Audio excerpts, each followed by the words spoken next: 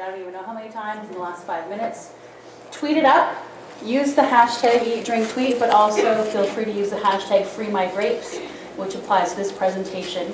And without further ado, Chris Mathieson. Good morning, everybody. Yeah, my name's Chris Mathieson. First and foremost, I'm not going to speak too loud, just in case any of you didn't, subject yourselves to the control that I'll be talking about. I also have ibuprofen up here if it helps for any of you.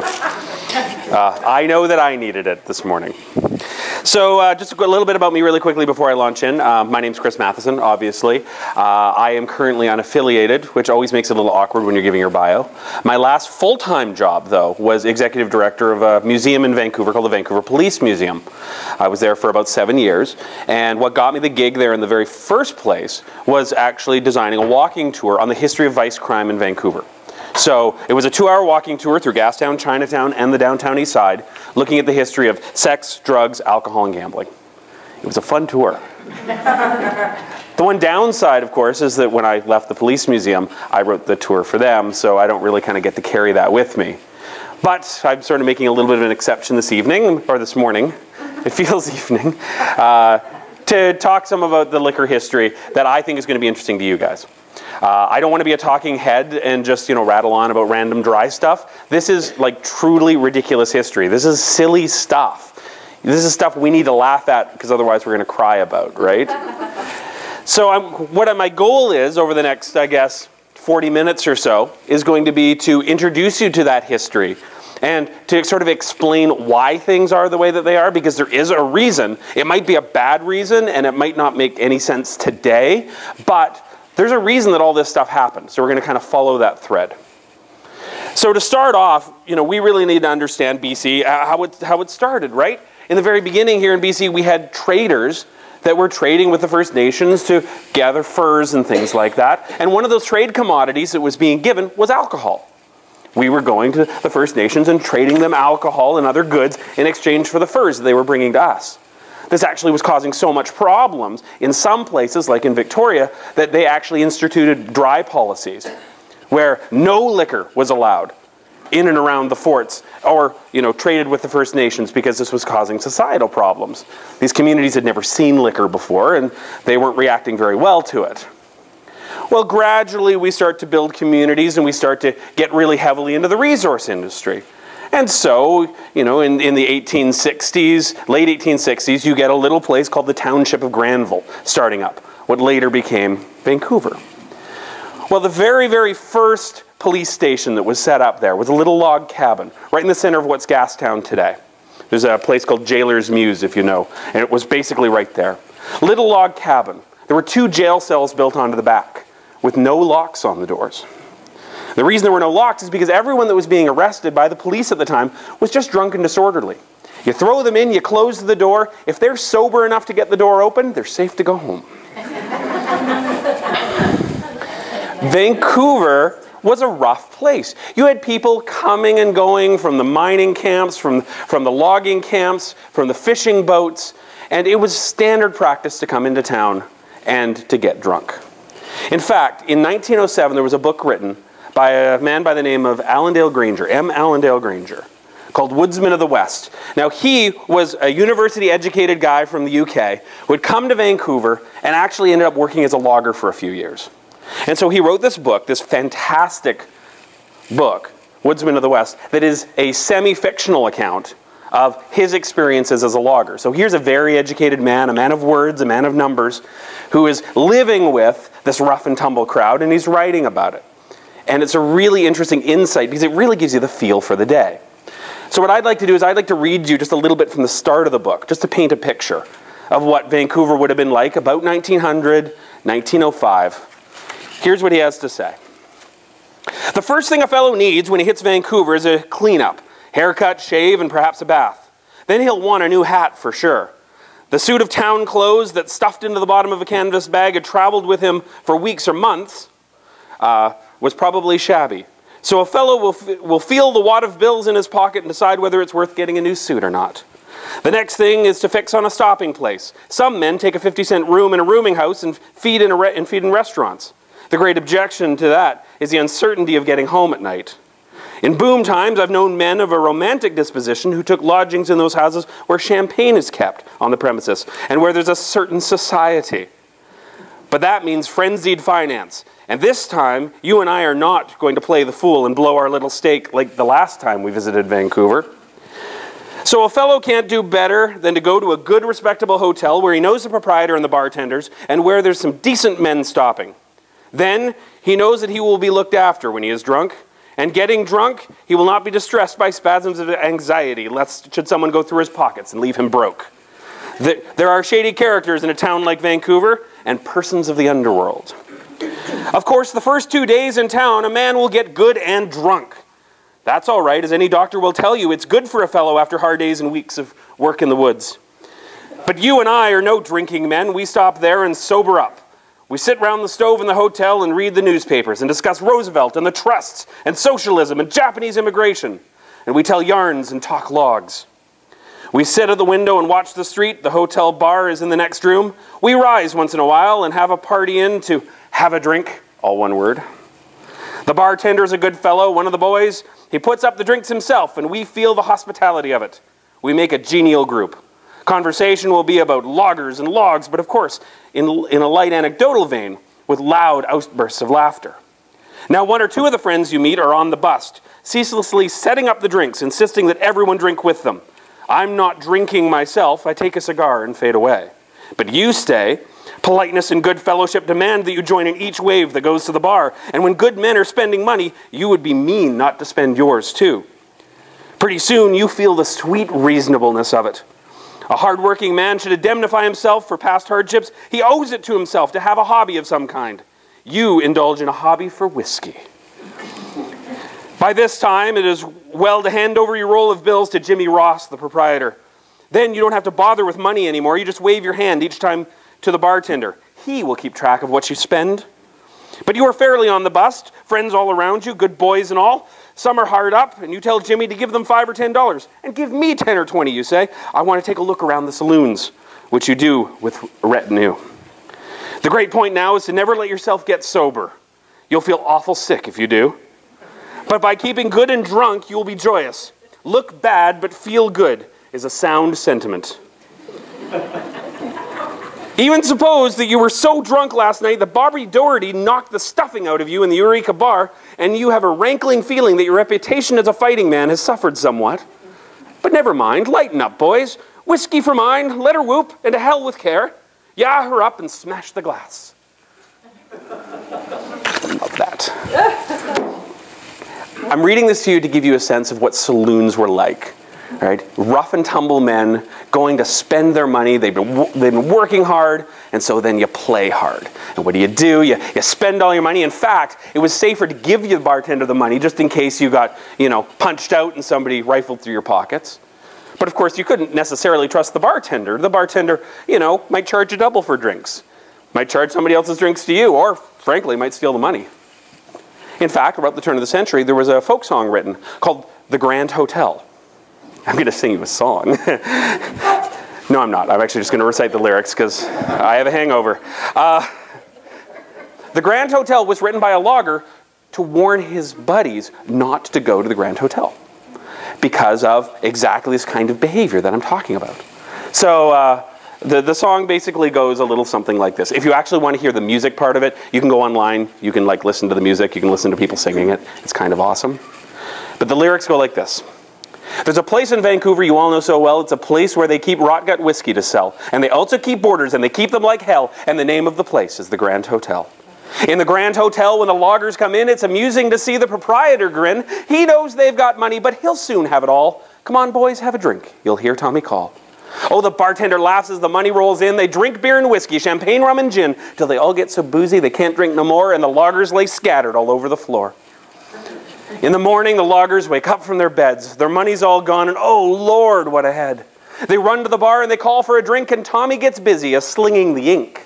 2 bits for your bed, though you slept on the floor, and the breakfast you missed, that's 4 bits more.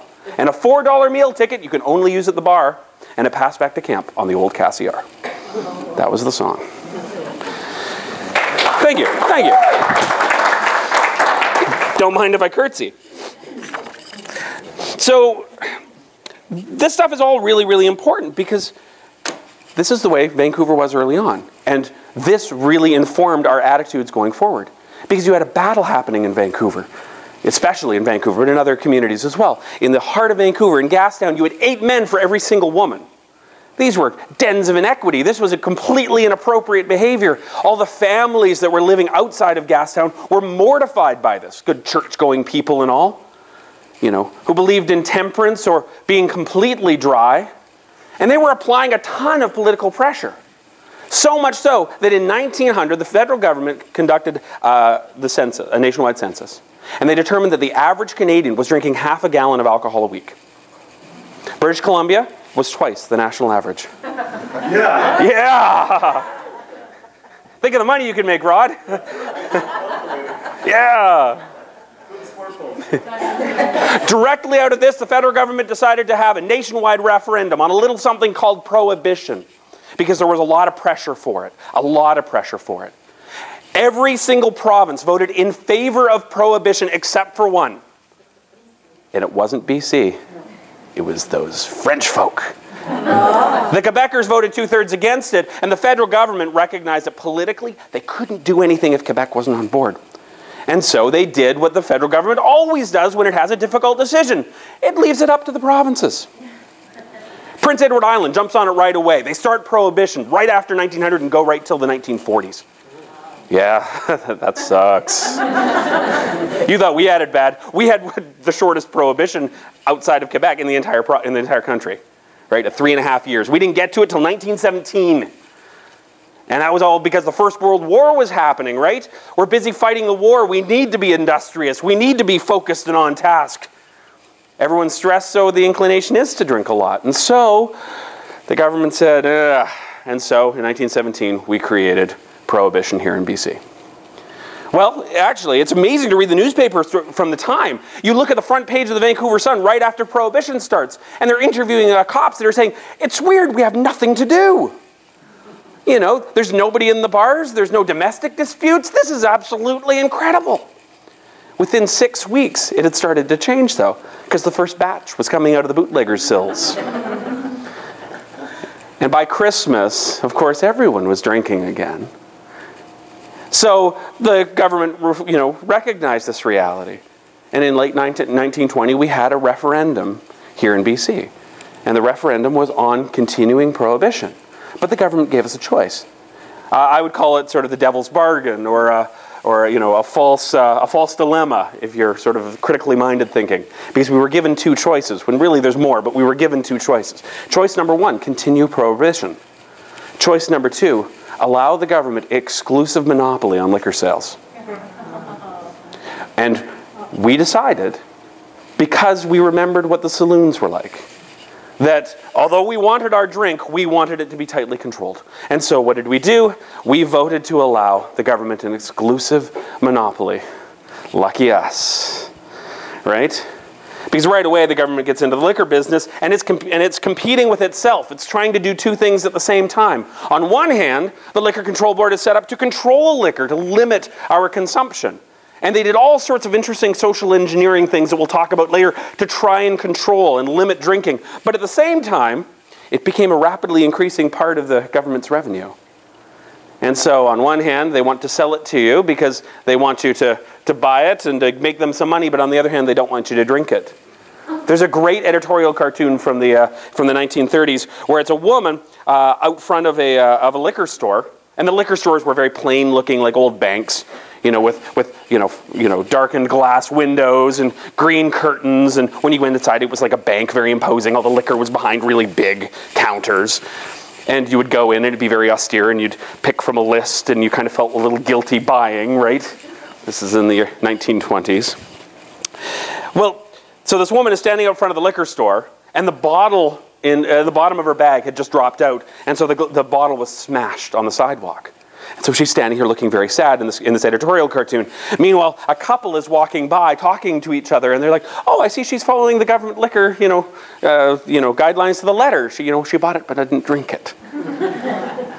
And that's kind of what the government seemed to want. So, this is how it all kind of gets started. And then from there, we see all sorts of modifications and changes and refinements.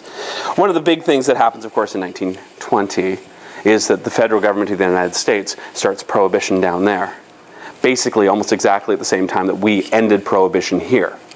So a lot of Canadian companies did very, very well by shipping all of their goods to the States. It's a lot of money to be made. Well, it's dry down there, so what are you going to do? You're going to run rum down through the Gulf Islands into the San Juans and meet fast boats that could outrun the police and sell your liquor that way. Beer would go down. I mean, it was legal to brew here. It was legal to export as far as we were concerned. The Americans had to deal with the problem. We all know that Al Capone was getting a lot of his liquor from Canada. Some of you maybe have even been to the tunnels of Moose Jaw, which is kind of a cool attraction. You know? I'm sorry? Yeah. So, you know, this is all a part of it. Now let's see, what do I want to do next here? So 1921, we end Prohibition. Something really interesting happens, at least as far as you guys are concerned, in 1923. A new company is set up. Their name? Growers. Now Growers, what their main product was, they were based on Vancouver Island, their main product was Loganberry wine. In fact, their wine was the entire BC wine industry at the time. They made red wine out of Loganberries, and they sold LCB in bulk quantities, and it was the commonly available wine. Was it very good quality? Not really. Well enough that they've obviously done very well with themselves. They still exist today in a slightly different form. And then, you know, 8 years later, you get Domestic showing up, which later became Kelowna Wines. You know, and even they weren't making liquor out of grapes in the beginning. They were building it out of apples, making it out of apples. You know. So this is how that all kind of gets started. Now, 1928. So a lot of you have at the top of your mind the federal law that exists, the interprovincial trade law, which is causing a lot of wineries problems.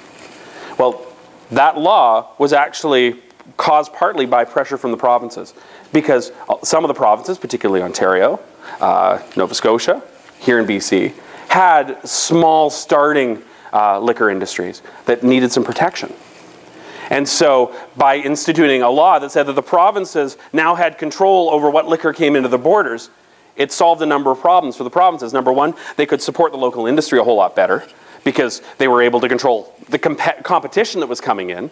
It was really hard for BC liquor producers to compete against the California behemoth that was sending stuff up at way cheaper prices. But even the other provinces, we wanted to be able to control that. And so, in 1928, that was the last kind of remaining piece that the BC government needed to get full control. Before then, you had to get a license to sell liquor in BC, but you could still import it from someplace else. There were ways around it. Bootleggers were doing great for those 7 years, right? Now, that 1921 law that we talked about before, the Moderation Act, it was called, made a bunch of new things illegal. I'm going to run through a short list because some of it's actually kind of ridiculous, right? Drinking in public was illegal for the first time in 1921. Intoxication was an offense, just period. In your house, intoxication was an offense.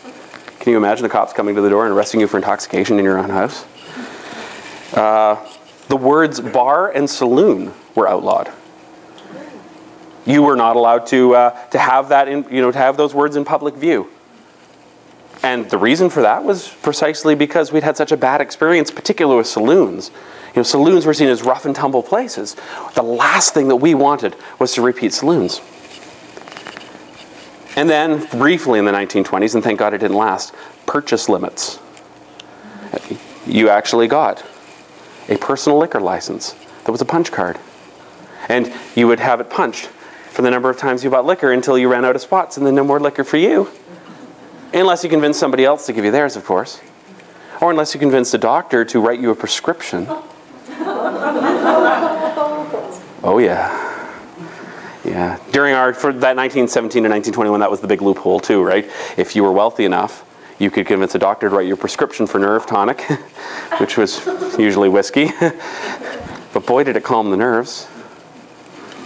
So So just some of the examples. Now, okay, so we're allowed to buy alcohol again. Woohoo, 1921, hooray! You know, finally we can go and drink, sort of. Except that their saloons have all been closed down. Those aren't allowed anymore. Well, what do? And so a lot of places start to set up something called a bottle club. A bottle club, you bring in your own bottle, and the club is licensed to serve you your own liquor.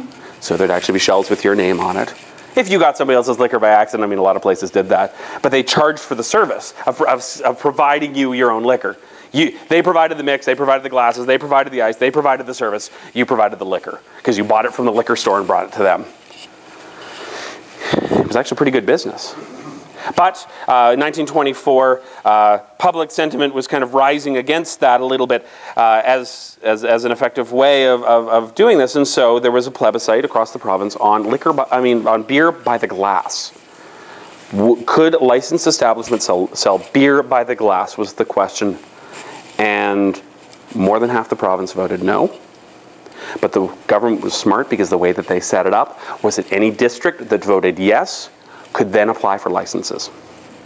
So if this community was against it, okay, there you go, no liquor for you. But Vancouver voted overwhelmingly in favor, and so hooray, now we can apply for licenses. And so, you know, the opportunity to have a licensed social drinking establishment sort of reappears. Yeah. Were women allowed to vote back then? Yeah, 1928. But women were very involved in the discussion. You know, if you look at the main players in the temperance movement and you look at the main players in the women's rights movement and getting the vote, it was often exactly the same people. You know, Nellie McClung wasn't just fighting for personhood, she was fighting against liquor because liquor was often seen as a gender issue. That women were affected by men drinking. Even though women were often drinking too, but it was seen as a man's problem that was affecting women. And so many of these women were always speaking across the country against the evils of liquor. And liquor was seen as an evil thing, right? Not a moderate thing, not a social drink, not a working man drinks, but an evil thing. So this plebiscite happens, and we end up with the opportunity to create new drinking establishments, community drinking establishments. But there was only one place that was already set up for that, and that was in the hotels. The hotels had all the saloons. That was the law before Prohibition, was that a saloon had to be connected to a hotel. Obviously for, drinking and passing out reasons, like that story that I told you before. And so they were the only ones that were able to open this new class of establishment, the beer parlor. But the LCB was deeply concerned about these beer parlors. They did not want them to turn back into saloons. This would be completely unacceptable. So there were a number of regulations instituted. Number one, all drinking had to take place sitting down. Number two, there was no bar. It was table service. You could not even move your drink from table to table. If you wanted to drink, you had to sit in one spot, be served, and that was it. Those beer parlors were not allowed to serve anything else other than beer. There was no soft drinks, there was no food, there was no nothing else. No games were allowed, no entertainment was allowed. Women weren't allowed either, because of course single women going into drinking establishments always meant prostitution, right? Only easy women go into places where there's a lot of drunk louts. So think about what that would have been like to be in a beer parlor. With its austere decoration, with no bar, no entertainment, no nothing else, no food. Basically, what the bartenders were doing were giving lots of beer to very bored men. How's that changed? Well, now we've got Keno.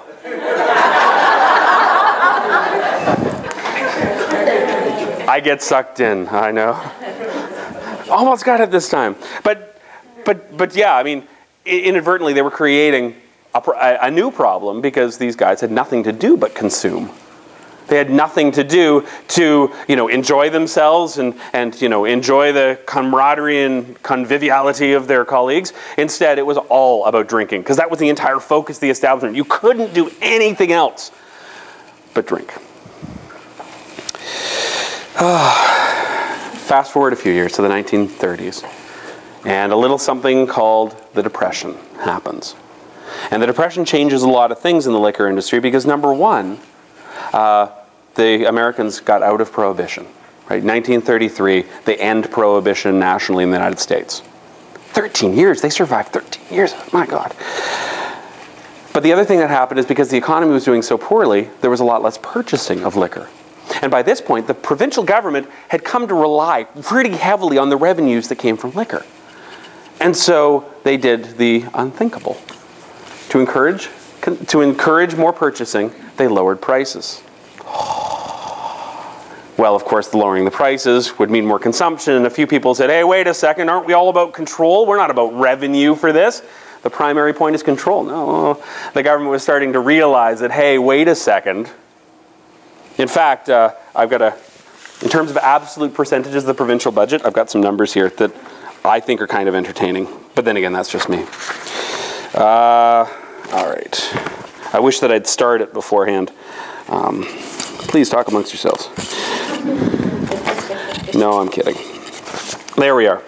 In 1923, liquor sales already, like in 2 years, accounted for 15% of government revenue. By 1926, so 3 years later, it was at 18.6%. In 1947, after the Second World War, it was 25.6%. It's hard to control liquor and discourage consumption when it makes up a quarter of the provincial budget. The last number that I have from the sources that I was going from was 1985. It was back down to 4.1%. And I think it's much lower today. Right? But there has always been that push and pull in the provincial government over, do we encourage consumption, or do we control consumption, or can we do both? At one point, liquor control in BC, liquor control and sales was all one organization. It wasn't until much later that it was split up because there was a recognition that you didn't want the one organization fighting with itself. So you have licensing on one side and you have sales and distribution on the other side, on purpose to try and deal with that at an organizational level. So part of the problem, too, with the Depression and the end of Prohibition in the States is that suddenly there was more competition. Suddenly, all the producers in Washington State, for example, were able to start producing again. The breweries were firing back up and producing more than near beer. The wineries were starting back up. The distillers were starting back up. And that stuff was sneaking its way into the country, whether legal or not. The bootleggers were doing a great business during the Depression because the government prices were so high and the bootlegger prices were so much lower that finally, the provincial government had to lower those prices. Eventually bringing them back up, of course. All right, so that takes us to the 1930s. Now, what's hard for a lot of people to understand when it comes to liquor law in BC is that it isn't just about liquor. It isn't just about law. A lot of the issues that we have to deal with are actually regulations. These are regulations created by the government that could be rescinded at any time, but they're not. And and these come and go, sort of depending on the social engineering of the day. We already talked about the fact that women weren't allowed in drinking establishments at one point, period. Later on, women were allowed in drinking establishments. This is up until the 50s. Were allowed in drinking establishments, but you had two separate areas. You had the men's area, and you had the women's with escorts area, and ne'er the twain shall meet, right? You had, as well, all sorts of rules later on as new licenses started to come on board, certain regulations. One of the nicknames for an illegal drinking joint is a blind pig. That doesn't mean cop turning his head, by the way, although a lot of people think that.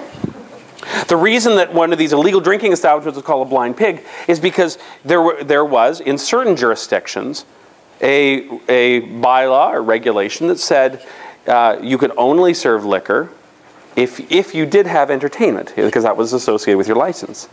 But of course, entertainment is expensive and the infrastructure is expensive, and so what a lot of places would do is they would get a pig, put it in a corral in the middle of the room, and that was the entertainment. They'd point to the liquor inspector would come in and they'd say, well, we've got entertainment. Now the reason blind pig is because everyone was feeding their liquor to the pig till it went blind. Oh God, yeah, exactly. But I bet it was well marinated and tasty when you finally roasted it. So if you wanted to drink what you wanted, where you wanted, with who you wanted, right up until relatively recently, you had to break the law. That creates an interesting issue that we still have to address today, is that the norm is to be breaking the law. We're still dealing with that with other issues today. A lot of people download music off the internet. Right? A lot of us are used to breaking the law. There really isn't a respect for the law in the same way that there used to be, and the part of that is because the laws don't make a lot of sense for our current situation. They don't keep up. Well, it was the same thing then. If you wanted to drink what you wanted to drink, how you wanted to drink it, where you wanted to drink it, you had to do it illegally. And frankly, a lot of individual cops were entirely supportive of that. You know, there were countless blind pigs, we'll call them, really close to the police station in downtown Vancouver. Like within a block and a half. More than one chief of the Vancouver Police Department actually had to resign under, because they were seen at these illegal drinking establishments. Guy by the name of Joe Salono was one of the particularly famous proprietors of a number of the illegal drinking establishments. And he was a great guy, he was just providing a service. He broke a lot of kneecaps too, and that's a whole other story, but he was totally, he was just providing a service where people were requesting the service. He was busier than the beer parlors because he was able to serve other kinds of liquor, right? So as we get through the 30s, we get into the late 30s and World War II starts. Now this changes a bunch of things. The first thing that changes in the late 30s, early 40s is the fact that this war was bigger than the First World War in a lot of ways. It required more resources from us, and everyone kind of understood the need for some shared sacrifice. And so restrictions were put on liquor, and they were put on liquor not so much for control, but because of all of the industrial effort that went into producing it, when we could use that to do things like distill fuels and do other things. And so restrictions were put in place and limits were put in place.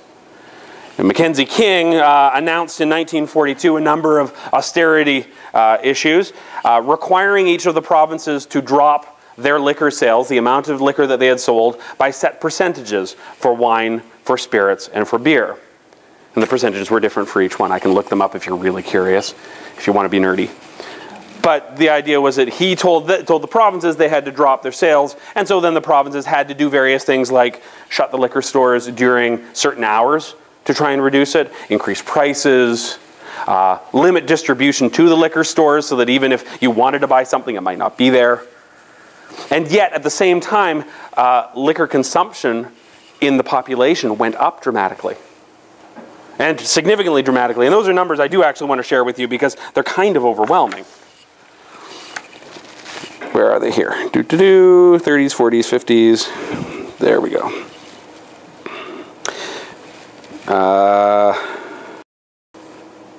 So the percentages, by the way, yeah. The reason the reduction had to happen, by the way, I forgot to mention this, was because sales spiked between 1939 and 1942. Spirit sales went up by 40% and beer sales went up by 60% in the space of 3 years during the start of the Second World War, right? And so Mackenzie announces his temperance plan. And then, of course, who steps in right here to advocate but the BC Hotel Association? Now, the hotels had primary control over liquor. They had for a very long time because they were where the saloons were. After Prohibition, they were where the beer parlors were. When the government finally created pub licenses, 80% of all the pub licenses went to the hotels, except for the rest that went to veterans clubs and private clubs. So there were no general pubs around. The hoteliers had it really, sewn up. Part of it was a lot of political access, of course. And so they advocated and actually convinced the provincial government that the quote is, worksman clubs provide a relaxing atmosphere and beer is a drink of moderation. And so parlors should be not affected, the beer parlors should not be affected by any of this regulation. And actually the province agreed and decided that spirits and wine were more important to control than beer, because beer actually improved morale. So the one other thing that the government did during the mid-40s, during the Second World War, to control liquor consumption was closing during dinner hour. there were separate hour closures at all licensed establishments. So from 6 o'clock to 7 o'clock, the bar would close. The idea was that there was enough time after work to go out for a drink. But then the bar would close, and you would go home. And hopefully your significant other would not let you go back out again. And it was actually remarkably effective. And so, right through to the end of the 40s, we saw, you know, a reduction. But by the 1950s, we had a rebound. All the soldiers that were coming back that had been traumatized by events were drinking, and drinking quite heavily. Drinking became a very common part of polite society. It wasn't just a working class thing, everybody was drinking. 70% of Canadians considered themselves drinkers in the early 1950s. 70% of, I know if you're marketing, you're wishing 100%, right? Minus the kids. But 70% were drinking, and drinking pretty heavily. People didn't want beer and wine with their meals in the 50s, they were drinking hard liquor with their meals. That was the pairing. You know, attitudes have changed since then, pretty significantly. So, one of the side effects of ending the war and having all these soldiers come back from Europe is that they had been exposed to very different attitudes towards liquor in Europe. They'd been exposed to attitudes that suggested that it was fine to drink anything you wanted in a restaurant with your meal. It was fine to have nightclubs where drinking and entertainment was taking place. All of these things were acceptable. And so there was a lot of pressure in the early 50s for the government to modernize liquor laws, to change things to be more liberal and more representative of how it was in Europe. And the government, you know, wanted to on one level, but on the other level, they still felt pretty strongly that they had a responsibility of control. And they didn't want to give up that control completely. They were worried in part as well that by opening up a whole new classes of licenses, that what they were going to do is greatly increase their work in terms of enforcement. And then what's the point of making all this money off liquor if then you also have to spend all this money monitoring all of these new nightclubs and supper clubs and cabarets and places like that. But in the end, they acquiesced and did create a whole bunch of different new kinds of licenses. The other thing that happened in the early 50s, too, was that the government had a plebiscite on whether the public approved spirituous liquor and wine by the glass. So we already had beer by the glass. Could we now sell spirits and wine by the glass? The public, of course, gave it overwhelming support. Unfortunately, W.A.C. Bennett was elected at the same time and was a noted abstainer, which is really ironic, right, considering the fact that he helped found Domestic, which became Kelowna Wines. It's all very strange. It is a little wacky, isn't it? Yep. Fortunately, he did have a minority government, and so he was still forced to work with the other parties. And in the end, a commission called the Stevens Commission was created and appointed to take a good close look at the issue. The briefs that were submitted to the commission, 8 were in favor and 1 was opposed. Like that was the ratio, 8 to 1. Well, that puts a lot of pressure on. The main disagreement was about who would get the licenses. You know, who would be able to use these new licenses. Rod and I actually had a really nice conversation, have had a couple of nice conversations over the last few days. And one of the comments that he made that applies directly to this is that when you start to create different rules for different classes of things like licenses, you end up with those different classes fighting against each other. The hotels are fighting with the veterans clubs, who are fighting with the nightclubs, who can finally start serving liquor legally for the first time. Everyone wants a stake of the pie because the rules weren't the same for each of them. So, you know, some licenses were more valuable than others. You could get more profit out of them. You could have more fun out of them. You had more flexibility with some of them, right? And so in 1953, a completely new Liquor Act was announced. It'll now allow for licensed restaurants for the first time, cabarets, cocktail lounges, and this is where the pubs, the neighborhood pubs, the public houses. But of course, as I mentioned, 80% of the public houses went to hotels, the rest going to clubs and military canteens. Hotels, funny enough, also received a majority of these special restaurant licenses as well. So, now, at the same time, there was a fellow by the name of the Colonel. That's what a lot of people called him. Colonel McGugan, M-C-G-U-G-U-A-N. McGugan was the head of the LCB. The Liquor Control Board, for its entire history, had been 1 to 3 people. Right? A very small committee deciding, making all the liquor policy for the province, setting all those regulations. He had actually been with the LCB in a more junior capacity since 1923, like right from the beginning. Dude was a hard ass. For him, personally, it was all about control, 100%. Anytime he was interviewed, he was above reproach. No one could question his integrity. You know, he was as conservative as you could get. At least that was his public persona. There were more than a few rumors that he enjoyed 3 martini lunches on a regular basis. But, you know, here's the serious guy. Most of the stuff that we're dealing with today around the Rio, for example, which is obviously top of mind, is directly connected back to him and the decisions that he made and the institution that he helped create, which then continued on right up into the present day. Those same attitudes exist. And, you know, he was a hard ass. He was an amazing, interesting man, too. I would love to, like, do more research on him, who's long since passed away. Yeah, control was his focus, and he developed a significant reputation.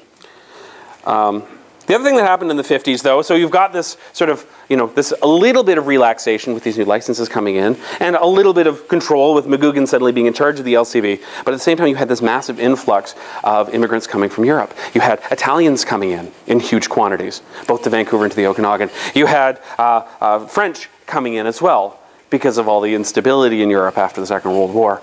And they brought with them those same very liberal attitudes, which was informing the rest of the population. You started to see more wineries showing up in the Okanagan, and people starting to go grapes, more table grapes than wine grapes, but still you were starting to see more grapes showing up. You know, there's a shift happening.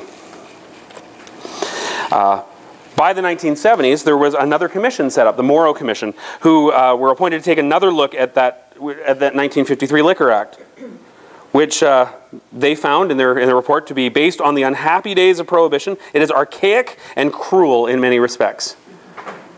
How many of you would like to use that phrase today to talk about modern liquor law? Archaic and cruel. Yeah. The government accepted a few of the recommendations, such as lowering the drinking age to 19. And in 1971, Bennett announced a ban on all liquor and tobacco advertising in the province. This was rescinded a year later because it wasn't working. Right, again, the government still wanted to keep some control, so okay, you're not allowed to advertise. Now that we have TV and all these other advertising mediums, let's control that. Unfortunately, the Americans didn't have the same regulations, and their broadcasts all bleed into BC, so within a year it was clear it wasn't working. And you could get out-of-province magazines brought in that had, you know, that had advertising in it too. The NDP were elected briefly in 1974, and they actually started to license real neighborhood pubs. They also started to offer other facilities licenses, including outdoor cafes and cruise ships for the first time. In 1975, 2 new liquor acts were introduced. One was created for control and licensing, and the other was for sales. This is when they actually separated out the two sides of liquor control in BC. So you had sales on one side, and then you had licensing on the other side, so they didn't have to compete directly. Control and revenue didn't have to compete directly with each other. And they also allowed the first private stores. The first non. There had been an exception before for rural agencies, but this is where, you know, you finally start to see it. You surprised me there. You've thrown me off your game. Mission achieved.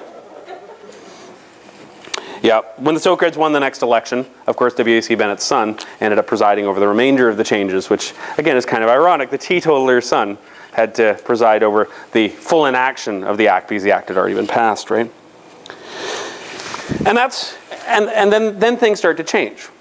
You see that the dry movement, the prohibitionist movement, really disappears. The public sentiment was too strongly in favor of alcohol. They couldn't fight that fight anymore. They stopped being prohibitionist and became temperance, and found any avenue they could to try and pass that message. One of the biggest ways that they did that was through a newly created organization out of California, established in 1970, known by the acronym MADD, Mothers Against Drink Driving. Within 1 year of being established in California, they established in BC. And many of the same voices that had been very involved with the prohibition movement and later the temperance movement ended up being involved in the drunk driving movement, because drunk driving was seen as one of the biggest concrete examples of the evils of alcohol. And there's a point to it, but at the same time, the language was purely moralistic. in a way that we don't talk about many things in moralistic terms anymore. We don't talk in terms of judgment and evil. But if anything is evil, it's the drunk driver. You know, in our modern society. That is what's left today, really, of the temperance movement. Now, I've taken you up until the 1970s, and I have basically run out of time. Nope, go on. No, keep going. Well, this is where I stopped being a historian and started being a contemporary commentator, because, you know, we all know about the things that changed. You know, Expo brought a lot of changes. We almost had liquor in grocery stores in 1986. It was so close. We didn't want to be embarrassed to the world, right? But it didn't quite happen. The other big change, the last change that I'll mention, was a change that affected the wine industry significantly, which was the Free Trade Agreement and its various incarnations. Because up until that time, a lot of the wine being produced in BC was commodity quality. It was swill, no offense. You know, it wasn't high quality stuff. And frankly, there were other places like California that were producing massive amounts of it, and we could never compete. The whole reason that the government had such high, you know, markups, especially on import wines, was to try and protect the domestic market. The government had done other things to protect the domestic market too. They had mandated, originally back in the 30s, that if you were producing wine, 8% of the juice that was used to make your domestic wine had to be from BC. 8%.